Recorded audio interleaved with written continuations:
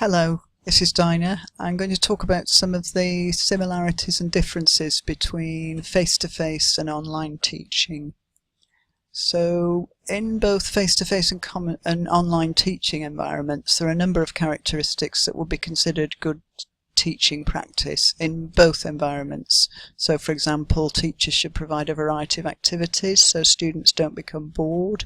They should try to make their activities as interactive as possible so students have active engagement with the material and with each other.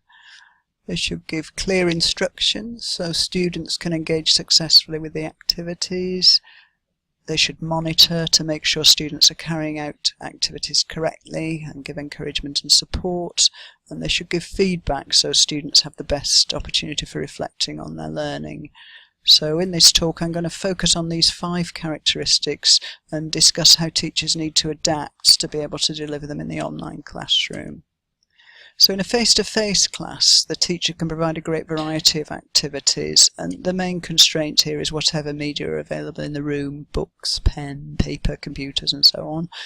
And also it's very easy to move between one activity and another. You can listen to a recording, discuss the main idea together, do a comprehension gap fill, discuss one of the key points in a group and so on. In an online course, the teacher can still create a wide variety of activities. Software is available that allows you to create quizzes and surveys and gap fills and listening activities and so on. However, it might be harder to move between some kinds of activities and another. So if students are working asynchronously, it might be impossible to create that kind of sequence I was talking about earlier, where students were flowing between working individually, working in full class, working in pairs and so on. So students are often working alone and they might get bored easily. So teachers need to make sure they do maximise whatever varieties available, keep the activities fairly short and engage in as many language skills as possible: listening, reading, writing, even speaking through video diaries or something like that. In terms of interaction, the face-to-face class has got a lot of advantages. So as I suggested in the previous section, it's easy in the classroom to set up activities where students speak and listen to each other.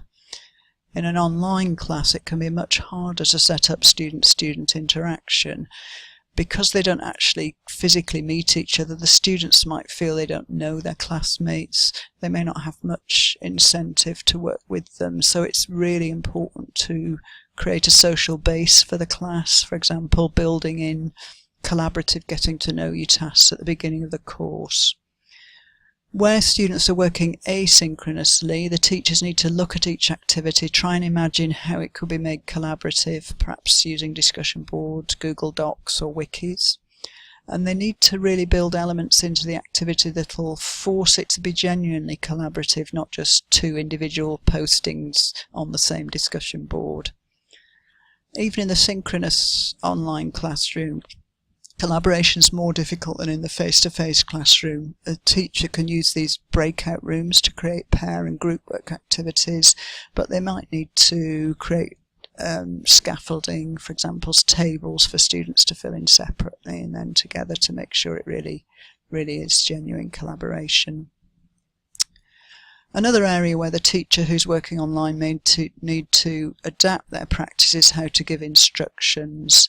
So in a face-to-face classroom where the students are carrying out a complex task, the teacher breaks it down into steps, gives only one step of instructions at a time. For lower level learners, the teachers can also use concept checking questions. What would you do? What are you supposed to do first to check this understanding? And because teachers are in the same room as the students, they can soon see if things have gone wrong, stop the task, repeat the instructions. Online, the teacher can't see if the task is being approached wrongly, so it's even more important that instructions are clear and simple. Sometimes the student needs to read about the whole task at once. They might be presented with a series of instructions in one document. If you have to do that, then really the instructions should be presented as numbered steps with a single action in each step. Any important points that are likely to be missed out should be picked out in bold or repeated. One extra consideration is the need to provide instructions about how to use the technology, especially the first time students are using a particular medium, and again these instructions need to be clear and simple.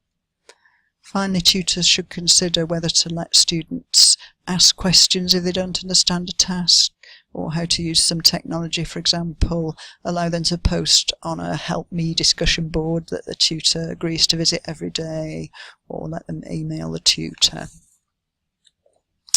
So I suggested earlier that the face-to-face teacher has the advantage when they're giving instructions of being able to see whether students are carrying out the task. And they do this by monitoring, walking around the classroom, looking at what students are doing and chatting to them. And this also helps them to keep students on task and encourage them to complete the task successfully. Well, an online teacher can't monitor like this. Students still need that encouragement. Even in a synchronous online classroom, it can be a problem as we can't always see the students. We may not be sure they're still in front of the computer. One thing we could do is nominate students to answer questions or report back from discussions. Of course, as in the face-to-face classroom, we should visit groups when they're in the breakout rooms.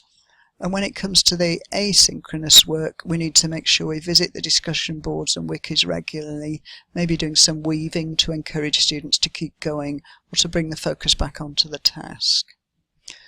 We could ask for regular reports on a long activity to make sure it's happening in good time. What's important is that in some form or other we're posting regular encouragement to those asynchronous learners so they get the feeling the tutor's with them and is interested in how they're doing. So finally, it's clear that how we give feedback is going to be a bit different between the face-to-face and online classroom. In the face-to-face classroom, we give a lot of positive feedback quite naturally throughout the lesson, nodding, smiling, saying yes, good, interesting point.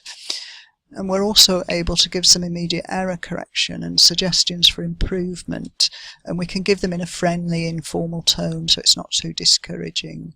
And of course we also give individual written feedback on some tasks. In the online classroom, students still need that positive feedback, especially if they're working on their own. Gap fills and quizzes can incorporate positive feedback with a well done message when the student gets things right. Where the students are carrying out longer and collaborative activities, it's important we don't forget when we're weaving, for example, to acknowledge the good work students are doing. When we're giving feedback in a written form, for example, like a comment on a discussion board, we have to remember it remains there after we've left, and students may feel quite exposed by this.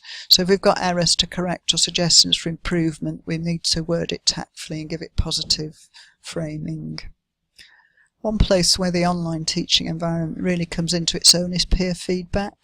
The discussion board's a great medium for this and it should be encouraged. Of course, we need to make sure students are respectful in their feedback to each other. Finally, we should give some thought to how we give private feedback in an online class. Students might feel a bit remote from the teacher, so personalised feedback on videos like this one might help to make the student feel included. So to sum up, the principles of teaching remain the same whether you're teaching face-to-face or online. What we need to do is make sure we keep translating them so that they'll work in the online context. Thank you for listening.